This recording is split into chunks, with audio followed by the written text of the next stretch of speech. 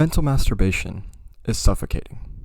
Now, before I dive deeper, I think it's crucial to understand the definition of mental masturbation because I myself didn't hear of this term until very recently. Mental masturbation is the act of following intellectual ideas that are born out of excitement and or novelty, but offer little value to you and your real life goals. It's something I've struggled a lot with in my life, and still do, and I'm sure most, if not all of you, can relate in some way, whether it comes to starting a new workout program, pursuing a passion, or maybe a new side hustle. It's easy to spend your time daydreaming this beautiful picture in your mind of what could be, and honestly, it's really fun. But the downside is when this beautiful imagination will inevitably pale to your imperfect starting reality. This leads to the first steps, the ones you have to take in real life, being much harder and more overwhelming as you've now put lofty expectations onto yourself. So now, as a result of this mental masturbation phenomenon, you have spent your energy doing something you feel is productive, i.e. devoting thought to a better version of yourself, when in reality all it's doing is providing you a small hit of dopamine whilst actually moving you further from that version of yourself. Excessive mental masturbation creates two distinct outcomes. The first is simple. It creates heightened anxiety and pressure, leading you to have low self-confidence and likely fleeing at the first sight of failure. I'll give a very relevant personal example. This YouTube channel. It's something I've thought about for years, from thinking of making gaming videos when I was a kid to these video essays / rambles now that you're seeing while I'm in college. I always spent some amount of time visualizing. How would I emulate or improve on my favorite creators? I would devote so much energy to the details of this imagination, how crystal clear the final product could or would look. This feeling is entirely natural, but the reality is it would take me months, if not years, of real life work to be even in the same stratosphere as these creators.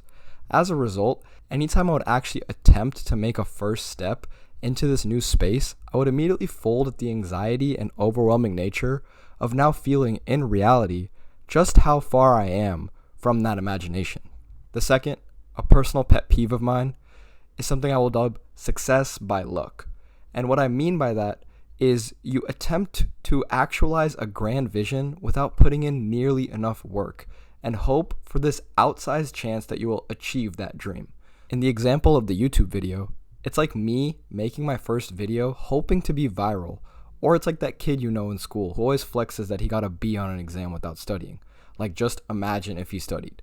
Like, that's literally just mental masturbation because you're deriving pleasure by doing nothing. And if anything, you're deriving yourself of real life progress despite how intimidating or small it might feel. Why would you want to have an asterisk on some imaginary alternate reality that could be and like projecting that idea onto other people? Like mental masturbation. My biggest takeaway, which personally helped me break the cycle, is to fail. Fail hard, fail fast, and fail often.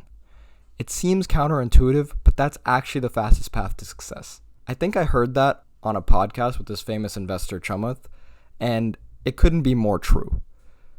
When it comes to charting new territory, the most effective way forward is simply to act, knowing that you will fail. Then you learn, act again, and most likely fail again, all until you learn so much and fail so much that you learn to love failure. You will ultimately find success. It's a disrespect to think you can accomplish someone else's life passion, hell even your own, just by some mental masturbation and maybe one or two instances of success through luck. I think of people like Mr. Beast, who often talk about the thousands of hours he put in on videos barely anyone saw just to become a fraction of who he was today. The same goes for tech founders, musicians, and really anyone you would think of as great in an industry. The people who really grind for success don't celebrate just because they saw success, but rather it's because for the first time, they narrowly avoided failure. So stop thinking and take the step. Do something in real life. Take the tiny first step to whatever it is you aspire to. It's worth more than anything you can imagine, literally. Thank you.